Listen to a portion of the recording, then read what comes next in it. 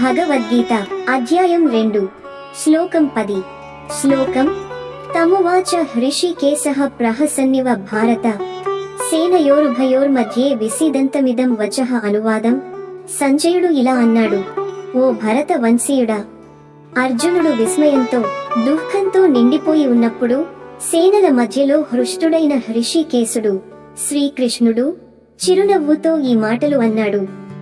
భావార్థం: ఈ శ్లోకం ద్వారా భగవద్గీతలో అసలైన ఉపదేశం మొదలవుతుంది. ఇది తొలి ఉపోద్ఘాత శ్లోకం. ఇక్కడ శ్రీకృష్ణుడు తన పాత్రను గురువుగా చేపడతాడు. అతడు ప్రహసన్నివ అంటే సున్నితమైన చిరునవ్వుతో, ఆశ్వాసనతో, ప్రేమతో మాట్లాడతాడు. అర్జునుడి అంతరంగ యుద్ధాన్ని అర్థం చేసుకున్న శాంతదాయకమైన గురువు స్వరూపం ఇది. అతడు అర్జునుడికి గజగజలాడే మాటలు చెప్పడం కాదు, జ్ఞానం, శాంతి, ధైర్యం నింపే మార్గాన్ని చూపించేందుకు సిద్ధమవుతున్నాడు. తాత్విక విశ్లేషణ: ఈ దృశ్యం మన జీవితంలోనూ ప్రతిబింబించవచ్చు.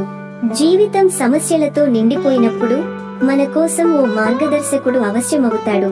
అలాంటి గురువు ఒకంత చిరునవ్వుతో, మాటల కంటే ఎక్కువ విశ్వాసాన్ని నింపుతాడు. ఈ శ్లోకం మనకు ఒక స్పష్టమైన సంకేతం ఇస్తుంది: జ్ఞాన మార్గం ఇప్పుడు ప్రారంభమవుతుంది. సమాప్తి: శోకంలో ఉన్న అర్జునుని హృదయాన్ని తాకే శ్రీకృష్ణుని తొలి మాటలు ఇప్పుడు మానవ జీవితంపై శాశ్వతంగా ప్రభావం చూపబోతున్నాయి. ఇది కేవలం యుద్ధం కోసం కాదు, జీవితాన్ని ఎలా బోధించాలో చెప్పే ఉపనిషత్తు తత్వం. మనము ఆ శిష్యులే. మనలో ఉన్న అర్జునకు కృష్ణుని బోధ మొదలయ్యే క్షణం ఇది. సబ్స్క్రైబ్ చేయండి, లైక్ చేయండి, మీ అభిప్రాయాన్ని కామెంట్ రూపంలో పంచుకోండి. ధన్యవాదములు. జై శ్రీకృష్ణ.